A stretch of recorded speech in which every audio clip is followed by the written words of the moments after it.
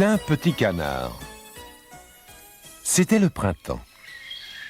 Le soleil chauffait doucement le dos de la canne brune, immobile près de la mare.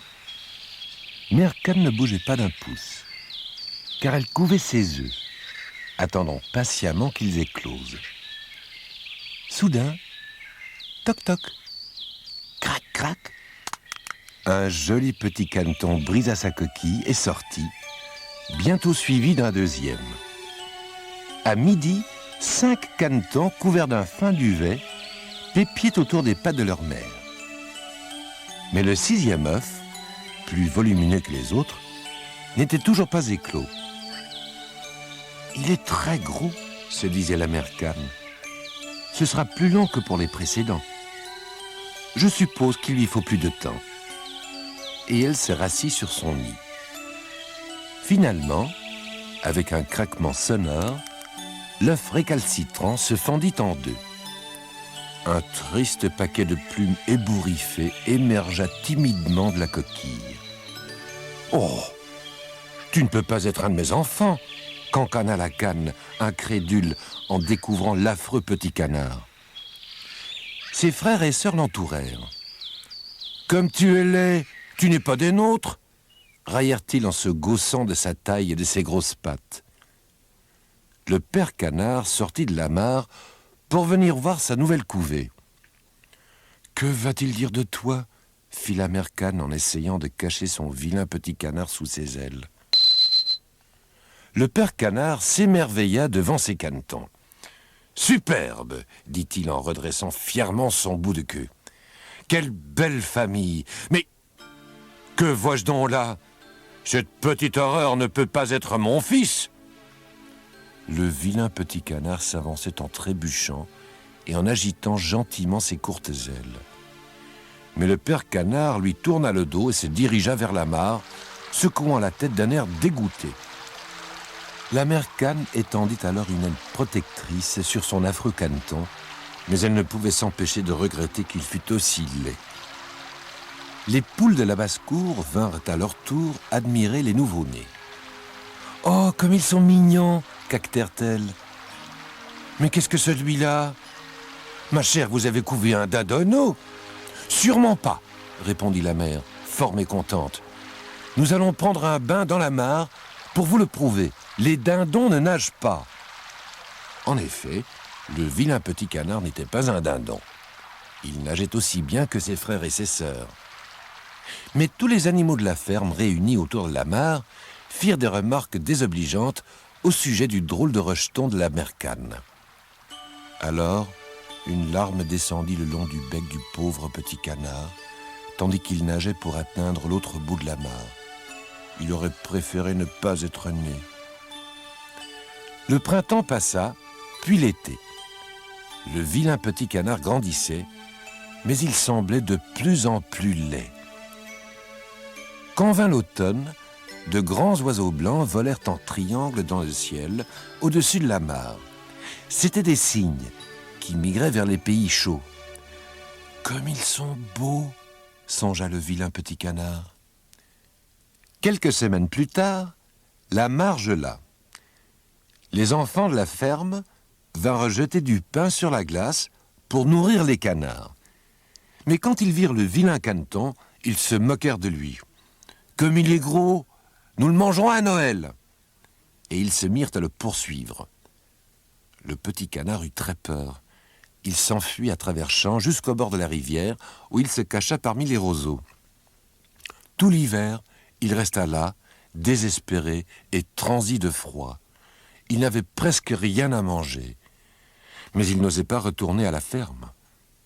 Un jour, les grands oiseaux blancs qu'il avait vus à l'automne passèrent à nouveau dans le ciel, puis ils plongèrent dans la rivière, fondant l'eau de leurs pattes puissantes.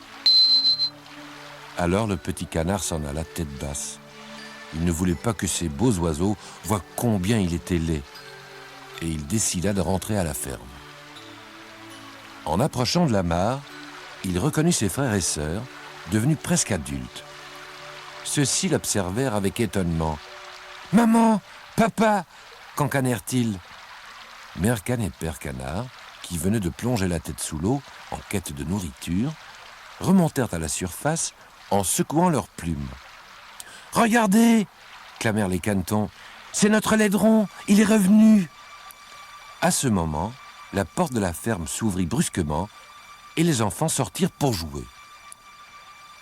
Apercevant le nouveau venu, ils s'écrièrent en le montrant du doigt « Oh, regardez, le magnifique cygne !» Le caneton n'en croyait pas ses oreilles.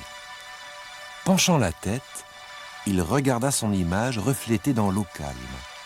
Miracle! Il vit un long cou blanc, surmonté d'une fine tête et des plumes immaculées. « Un cygne !» se dit-il. « Je suis un cygne !» De joie, il battit l'air de ses blanches ailes et s'éleva haut, très haut dans le ciel. Il vola ainsi jusqu'à la rivière pour rejoindre sa vraie famille, celle des majestueux cygnes blancs.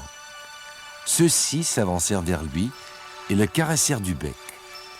Et chacun fut d'accord pour dire qu'il était le plus beau de tous.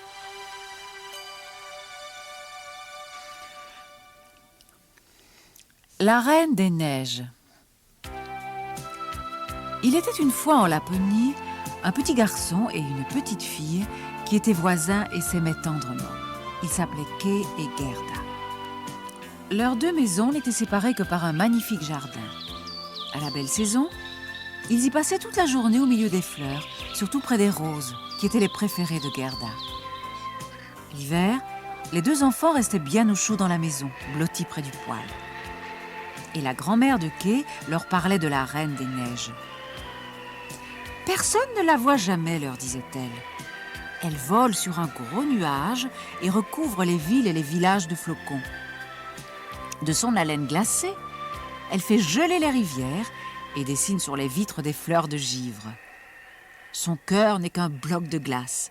Et quand elle rencontre un voyageur seul dans la neige, elle lui gèle le cœur aussi. » Un soir, pendant le récit de la grand-mère, une tempête de neige se leva au dehors. Soudain, la fenêtre s'ouvrit. Vite, Kay alla la fermer. « Aïe !» cria-t-il en recevant un grêlon dans l'œil. La douleur disparut rapidement et Kay se remit à rire. Mais nul, pas même lui, ne s'avisa qu'un éclat de glace lui avait transpercé le cœur. Le lendemain, le soleil brillait de nouveau et Kay décida d'aller faire de la luge sur la place avec quelques amis. Gerda, comme toujours, s'apprêta à l'accompagner.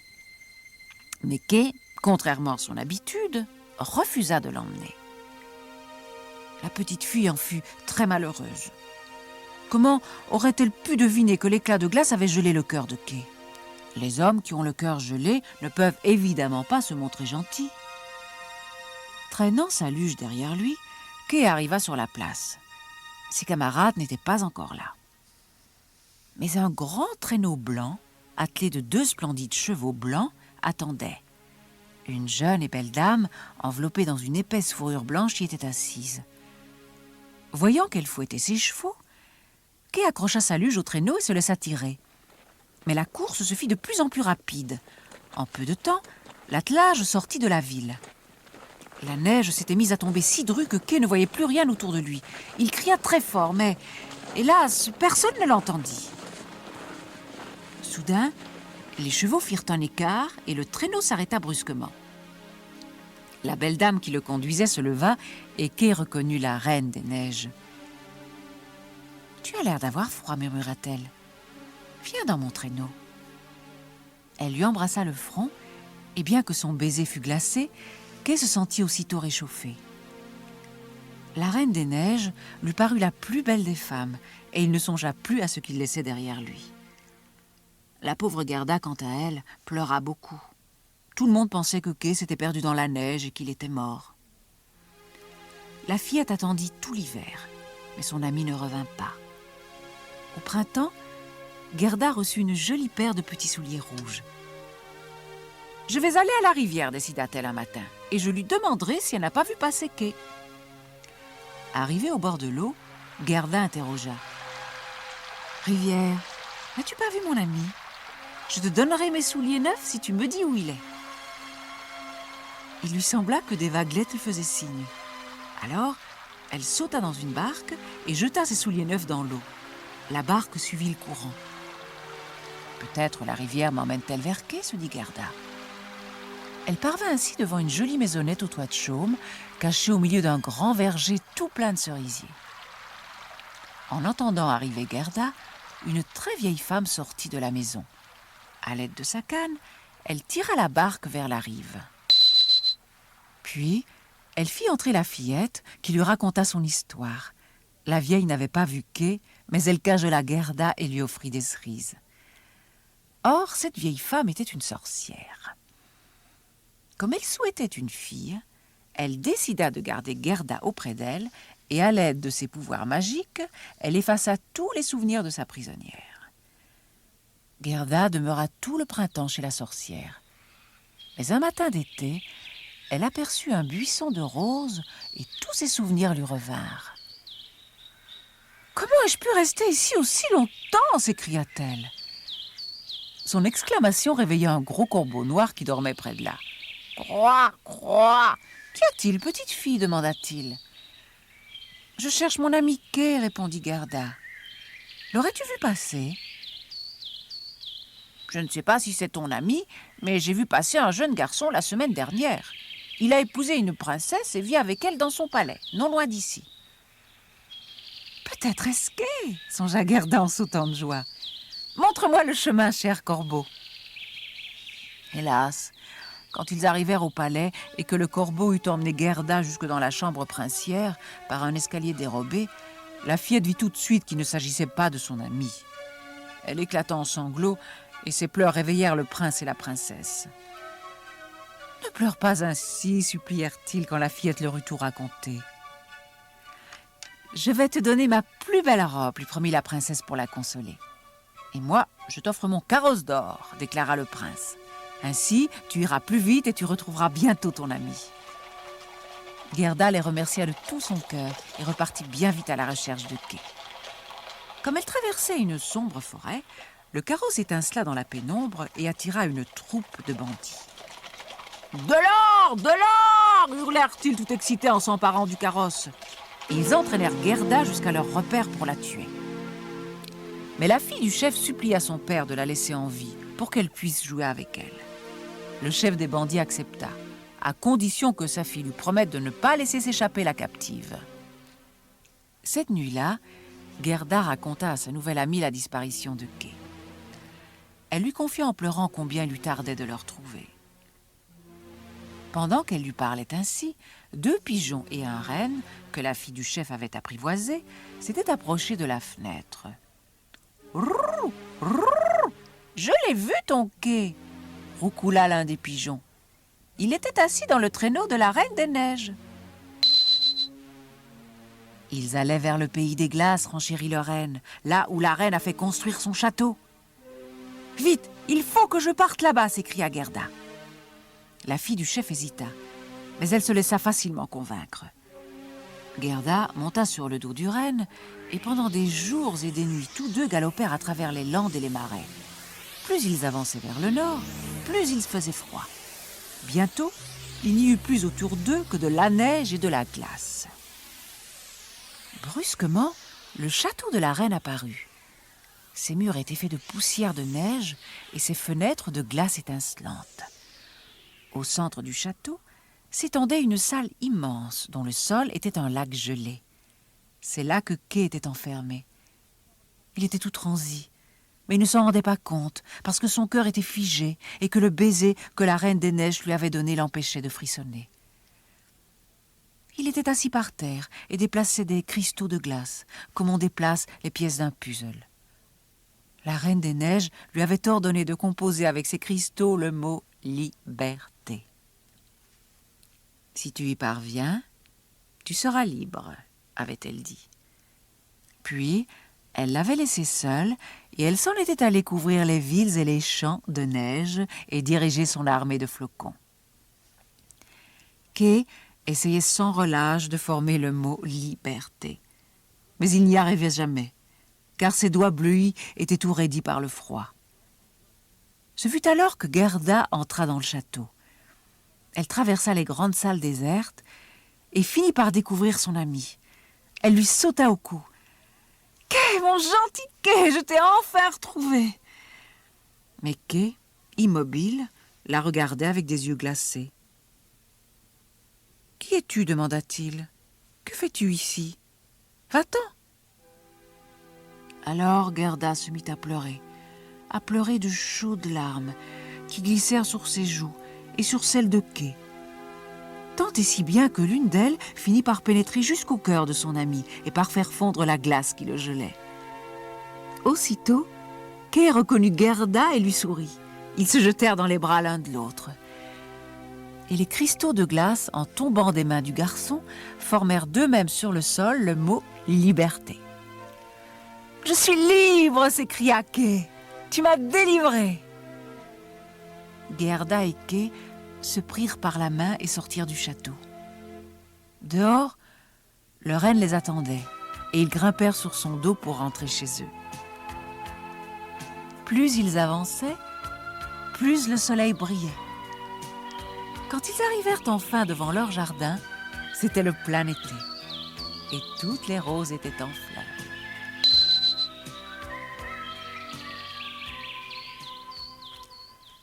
La petite fée qui voulait des ailes. Florelle était une petite fée ravissante, mais elle n'avait pas d'ailes. Cette particularité la rendait très malheureuse. Un jour, qu'elle était assise au bord d'une mare dans les bois, Florelle contempla son reflet dans l'eau. « Pourquoi n'ai-je pas d'ailes ?» sanglota-t-elle. « Toutes les fées en ont !» Et elle laissa tomber de grosses larmes dans l'eau de la mare. Soudain, elle entendit une voix très douce qui lui murmurait « Tu es encore bien jeune, Florelle, et il te reste beaucoup à apprendre. » Levant les yeux, Florelle aperçut la reine des fées. « Sèche tes larmes, petite fille, dit celle-ci, et décris-moi ce que tu vois dans l'eau. »« Je vois une très belle reine et une horrible petite fée sans ailes, répondit Florelle en reniflant. Moi, je ne vois pas de vilaine fée, repartit la reine. Je ne vois qu'une belle jeune fée qui fait une triste figure. Si tu souriais, tu verrais comme tu es jolie. Florelle esquissa un petit sourire et se regarda vite dans l'eau. Vous avez raison, admit-elle. Mais si je suis triste, c'est parce que je n'ai pas d'ailes. Tu auras des ailes un jour, promit la reine des fées, mais tu devras les mériter. Il te faudra d'abord apprendre à bien écouter. À ce moment-là, tu seras capable d'entendre ceux qui ont besoin de ton aide, car notre mission est de secourir les autres. Rentre chez toi maintenant et pense à mes paroles. Ce soir-là, Florelle réfléchit beaucoup, jusqu'à ce qu'elle tombe endormie. Le lendemain, elle fut réveillée par les joyeux trilles d'un merle. La petite fée courut dehors en s'écriant « Je t'écoute, gentil merle, comme tu chantes bien !» Puis elle sourit aux fleurs et prêta attentivement l'oreille à tous les bruits de la forêt. Elle entendit alors un son étrange provenant de la mare. Au bord de l'eau, elle découvrit une petite fille qui pleurait à chaudes larmes. « Bonjour, petite fille, dit Florelle. Pourquoi pleures-tu » La fillette saisit sa poupée et la tendit à Florelle. « J'ai abîmé Louisette, regarde, elle a une grande déchirure sous la joue. » Et elle éclata en sanglots. « Je crois que je puis y remédier, déclara la fée. Donne-moi ta poupée. » La petite fille la lui remit. Florelle sortit de sa poche une petite boîte de poudre magique, posa un peu de celle-ci sur la joue de la poupée et commanda solennellement « Poudre magique, sa perlipopette fait que guérisse Louisette. » Aussitôt, un nuage de petites étoiles apparut et, toute heureuse, la fillette découvrit que sa poupée était réparée. Florelle rentra alors chez elle, tout comme la petite fille. À peine arrivée, elle se précipita vers son miroir pour vérifier si elle était toujours aussi jolie quand elle souriait. Oh, joie! En jetant un dernier regard au miroir avant de s'éloigner, elle vit dans son dos 2 petites ailes. Florelle fut émerveillée. « Elles sont petites, expliqua-t-elle au miroir, mais elles vont pousser. » Le lendemain, assise dans le jardin, Florelle écoutait les bruits autour d'elle. Tout à coup, elle entendit de grands aboiements, puis des pas précipités et un vacarme infernal. La petite fée sortit à toute vitesse du jardin. Au bord du chemin, elle trouva un pauvre chien qui essayait d'arracher une série de boîtes de conserve attachées à sa queue. « Qui t'a fait cela ?» lui demanda Florelle. « Des gamins, répondit le chien. Ils se sont bien amusés, mais moi pas. »« Je te comprends, compatit Florelle. Si tu restes tranquille, je vais tâcher de t'enlever tout cela. » Elle sortit de nouveau sa boîte de poudre magique, en jetant un peu sur la queue du chien et ordonna très sérieusement: « Poudre magique, Saperlipopette fait tomber ses boîtes dans l'herbette. » Le nuage d'étoiles apparut et hop, plus aucune boîte. Florelle courut alors vers la mare pour s'y mirer et découvrit ravie que ses petites ailes avaient un peu grandi. À cet instant, elle entendit une voix qui criait: « Pierrot, Pierrot, où es-tu » Puis elle vit une vieille femme, une cage vide à la main. « Puis-je vous aider, s'enquit Florelle. »« Mon perroquet s'est envolé, » s'exclama la vieille. « Je vais vous le retrouver, affirma Florelle. » Elle sifflota un petit air et attendit. Mais il ne se passa rien. La fée alla alors dans le bois, où elle se remit à siffler. Une plainte lamentable lui répondit. Florelle se précipita et découvrit l'infortuné Pierrot accroché à une branche de mûrier. Elle sortit aussitôt sa boîte de poudre magique, puis elle saupoudra la branche couverte d'épines en scandant: « Poudre magique, Saperlipopette fait que le buisson le rejette. » Un nuage d'étoiles se mit alors à tourner autour du prisonnier, qui fut instantanément libéré. Florelle rapporta l'oiseau à la vieille, puis repartit. Mais en chemin, la petite fée dut s'asseoir, car elle se sentait soudain épuisée. Et il fallait encore qu'elle marche jusque chez elle. « Tu pourrais essayer de voler jusqu'à ta maison, Florelle » entendit-elle tout à coup. Florelle releva la tête et vit devant elle la reine des fées. Celle-ci la félicita. « Tu as bien travaillé, Florelle. Tu as appris à écouter les autres pour pouvoir les aider. Tu as bien mérité tes belles ailes. » La petite fée n'eut pas besoin de se retourner pour comprendre que ses ailes étaient devenues aussi grandes que celles de sa reine. Alors, elle les étendit et, ivre de bonheur, elle s'envola. Noix de coco fait de la magie. Le singe Noix de coco était fou de magie. Après avoir terminé ses études, il demanda à son père de pouvoir aller travailler chez Magias, le célèbre magicien. « Mais j'ai besoin de toi ici, » dit le père. « Ton frère Bruno est plus grand et plus âgé que toi, mais il travaille trop lentement. Toi, tu es jeune et agile. Tu grimpes plus vite aux arbres. » « Vous oubliez que j'ai la tête qui tourne quand je monte dans un arbre, » rétorqua le pauvre Noix de coco. « Eh bien alors, c'est Bruno qui montera aux arbres. Il te lancera les noix de coco et toi tu les compteras. »« Mais à l'école, j'étais le plus mauvais en calcul, » répliqua Noix de coco. « C'est bon, va trouver ton magicien, » bougonna Papa Singe. Le lendemain, Noix de coco se rendit chez Magias et lui demanda poliment s'il pouvait travailler pour lui. Le magicien se caressa la barbe et examina Noix de coco de la tête aux pieds. « D'accord, » lui dit-il finalement. « Suis-moi. » Et il conduisit son nouvel apprenti dans son atelier à la cave. Noix de coco aurait voulu pouvoir regarder partout à la fois. La pièce était remplie de pots pleins de mixtures bizarres et les étagères croulaient sous le poids des grimoires. Au centre, une grande table était couverte de plats et de cuillères de toutes dimensions. Il y avait aussi une balance et un drôle de bâton tout tordu, orné de lignes blanches et rouges. Dans un coin de l'atelier, une belette tournait dans une énorme casserole avec une grande louche. « Je te prends un mois à laisser, » déclara Magias. « Ensuite, je déciderai si je te garde ou non. » Noix de coco était fou de joie. Quant à la belette, elle se contenta de ricaner sans dire un mot. Magias était un bon maître. il apprit à son nouvel élève à nettoyer les deux plateaux de la balance avec de l'eau de pluie et à prononcer des formules magiques en les séchant. Après quelques jours, Noix de Coco connaissait toutes les herbes et toutes les fleurs qui poussent dans les bois. Il avait appris comment certaines plantes peuvent rendre les filles plus jolies. Le romarin, par exemple, fait boucler les cheveux et le laurier les protège de la pluie. Magias expliqua aussi à Noix de Coco la façon de préparer les breuvages magiques. « Pour terminer, ajouta-t-il, je fais des moulinets avec ce bâton rayé au-dessus du chaudron et je prononce la formule. Mais toi, tu ne peux pas toucher le bâton. Même Billy la belette ne peut pas encore s'en servir, bien qu'elle soit chez moi depuis 3 ans. » Noix de Coco avait pourtant déjà vu que Billy ne se gênait pas pour utiliser le bâton en cachette. Au bout du mois, Magias dit à Noix de Coco « Tu as bien travaillé. Tu peux rester et aider Billy.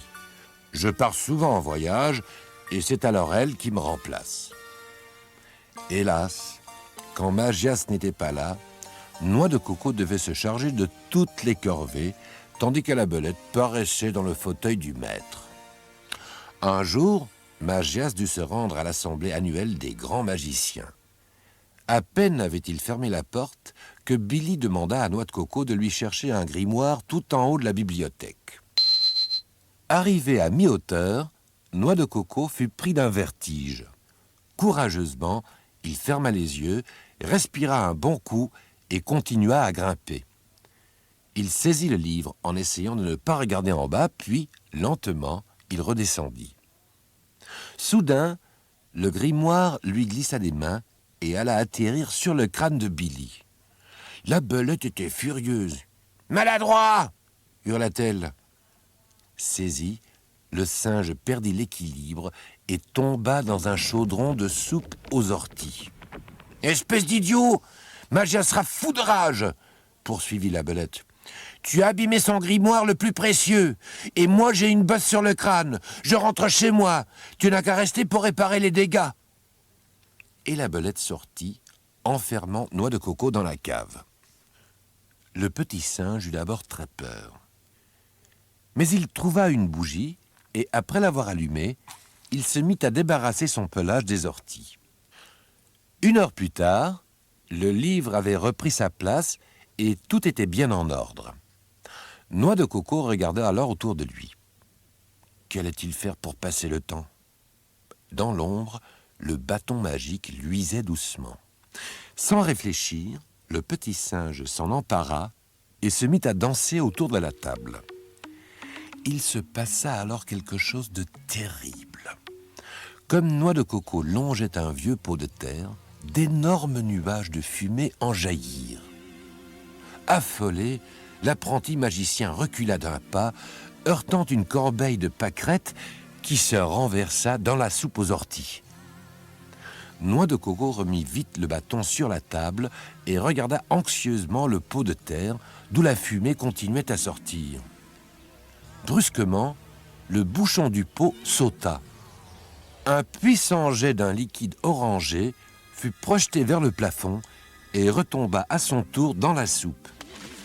Celle-ci, de verte qu'elle était, se transforma peu à peu en une affreuse mixture brune, dégageant une odeur pestilentielle. Noix de Coco, terrifié, se réfugia peureusement dans un coin de la cave. Comme il aurait aimé se retrouver chez lui. Après 1 heure, il finit cependant par s'endormir. Il fut réveillé par le bruit d'une clé tournant dans la serrure. Magias entra et regarda tout autour de lui d'un air soupçonneux. Derrière lui trottinait Billy, le crâne toujours orné d'une bosse. « Qu'as-tu donc fait ?» demanda le magicien avec colère à Noix de Coco. Le singe lui raconta tout d'une petite voix timide. Mais comme il avait réparé le grimoire, Magias lui pardonna. Se tournant alors vers la belette et jetant un regard sur sa bosse, il déclara « Tu l'as bien mérité, Billy. Je sais combien tu te montres méchante envers Noix de Coco. » Ce dernier dut alors avouer ce qu'il avait fait avec le bâton. « Je vais me faire mettre à la porte, » se dit tristement le pauvre assistant. Mais, à son très vif étonnement, Magias alla se pencher sur le chaudron de soupe. Il en contempla le contenu avec curiosité, renifla, tourna un peu dans le mélange, puis goûta. Il éclata alors de rire, prit Noix de Coco par la main et se mit à valser avec lui autour de la pièce. « Sais-tu ce que tu viens de faire, Noix de Coco » exulta-t-il. « Tu as découvert quelque chose que j'ai cherché depuis des années, une potion contre les cauchemars. Il faut maintenant que tu me dises combien de fois tu as fait tourner le bâton. Billy, prends un crayon et note tout ce que Noix de Coco dira. » Après que celui-ci eut bien tout dicté, le magicien déclara au petit singe ravi « Aujourd'hui, je te donne congé, mais reviens demain. J'ai encore des tas de choses à t'apprendre. » Noix de Coco courut chez lui à toute vitesse. Il trouva son père et sa mère très inquiets parce qu'ils n'étaient pas rentrés dormir. Le petit singe leur raconta ce qui lui était arrivé et ce qu'il avait inventé par hasard. « Tu deviendras le plus grand des magiciens, » assura Bruno à son frère. Pour fêter dignement l'événement, Maman Singe prépara un repas de gala avec des kilos de bananes et des litres de lait de coco.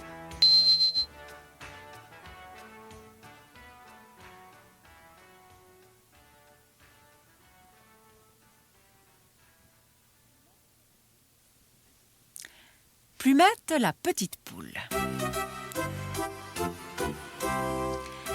À la ferme du père Lajoie, les animaux faisaient tout ce qu'ils voulaient. Les vaches erraient dans les prés et bavardaient avec les chevaux, tandis que les cochons paraissaient paisiblement. Mais les poules étaient les plus heureuses. Il y en avait 5.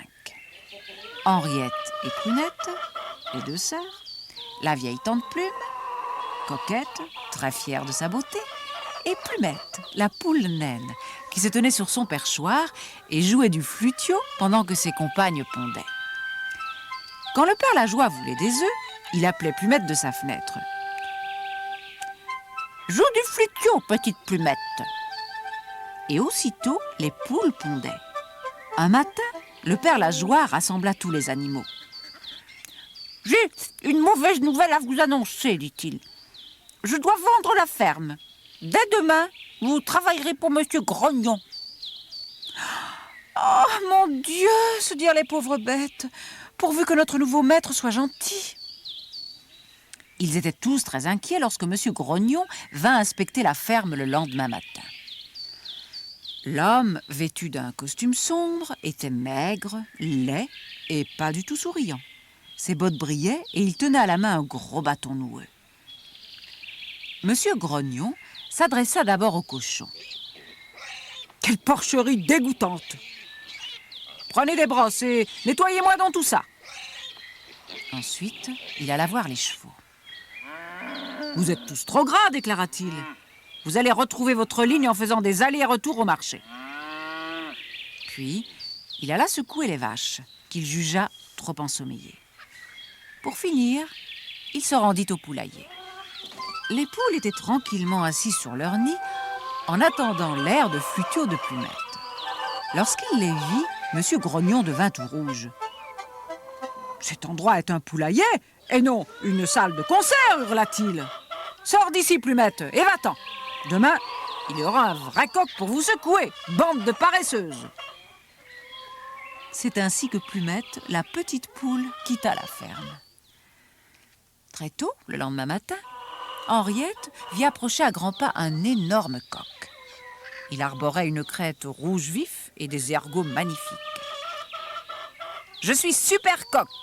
caqueta-t-il bien haut. « C'est moi, votre nouveau patron. » Les poules reçurent l'ordre de se mettre en rang pour l'inspection. Le coq lança d'abord à Henriette. « Tu n'as pas lissé tes plumes ce matin. » Puis il dit à Prunette. « Demain matin, tu te laveras les pattes. Elles sont toutes sales. » Il se montra même grossi avec la pauvre vieille tante Plume. Ensuite, Super Coq fit marcher les poules de long en large dans la cour jusqu'à ce qu'elles soient éreintées. Toutes, sauf Coquette, parce qu'il était tombé amoureux d'elle. « Reste où tu es, lui dit-il. Tu es bien trop jolie pour te fatiguer. » mais les 3 autres marchaient derrière lui. Gauche, droite, demi-tour, gauche, droite, commandait-il avec arrogance. Hélas, aucune des poules n'avait jamais marché au pas. Prunette trébucha contre une pierre. Henriette s'étala dans une flaque d'eau. Et la pauvre tante Plume, épuisée, s'arrêta sur un tas de choux et s'y endormit. À l'aube, la basse-cour fut réveillée par un cocorico retentissant. « Combien d'œufs pondus ce matin ?» s'informa Supercoq. « Pas de petit déjeuner avant que chacune de vous en ait pondu au moins un !» Mais quand il revint 10 minutes plus tard, il ne trouva pas un seul œuf. « Tout le monde dehors !» cria-t-il. « Je vais vous dresser, moi !» Toutes durent le suivre, sauf Coquette, qui resta perchée sur un sac de maïs. Mais sa tactique échoua. Les poules étaient si lasses et si effrayées qu'elles ne purent plus pondre du tout. Pendant ce temps, Plumette cherchait le moyen d'aider ses compagnes. Elle alla demander son avis au hibou. « Ne dis rien pour l'instant, lui conseilla-t-il, mais reste vigilante. » Un matin, Plumette entendit M. Grognon dire à Supercoq « Si je n'obtiens pas d'œufs dans les plus brefs délais, je te chasserai et j'engagerai un autre coq. » Supercoq prit un air lamentable. « Laissez-moi encore une chance, monsieur, supplia-t-il. Je vous promets que les poules pondront demain matin. » Ce soir-là, Plumette suivit Supercoq. Elle le vit se glisser jusqu'à la mare et voler des œufs de cane. Il disposa ceux-ci dans les nids des poules endormies. Puis, il alla prévenir M. Grognon que ces dames avaient enfin pondu. « Très bien, » répondit le fermier. « J'irai inspecter les nids demain à la première heure. S'il y a suffisamment d'œufs, tu pourras garder ton poste. » Mais Plumette courut chez son amie l'hirondelle. « Peux-tu me prêter 4 de tes œufs juste pour cette nuit ?» demanda-t-elle. « Je te les rendrai demain matin. »« Bien sûr, » répondit l'hirondelle, qui lui remit 4 œufs minuscules. Sans que personne ne les voie, toutes deux remplacèrent alors les œufs de cane par les œufs d'hirondelle. À l'aube, toute la ferme fut éveillée par les vaniteux cocoricots de Supercoq qui paradaient dans le poulailler. « Debout tout le monde! Monsieur Grognon vient inspecter votre ponte !» Avant que les poules aient pu bouger, le fermier entra à grands pas. Il poussa aussitôt un hurlement épouvantable. « Tu as essayé de me tromper, Supercoq! Ce sont des œufs d'hirondelle, pas des œufs de poule! Comment donc as-tu osé me jouer un tour pareil? Va-t'en immédiatement !» Alors, la petite Plumette sortit de sa cachette et commença à jouer du flutio. Ravies, les poules sautèrent dans leur nid et se mirent à pondre. « Mais c'est magnifique !» s'exclama M. Grognon, souriant pour la première fois à la vue des beaux œufs tout frais. « Tu peux revenir, Plumette. Quant à vous, les poules, continuez à pondre et vous aurez double ration pour votre petit déjeuner. » Depuis ce jour, les animaux de la ferme furent à nouveau joyeux et très heureux.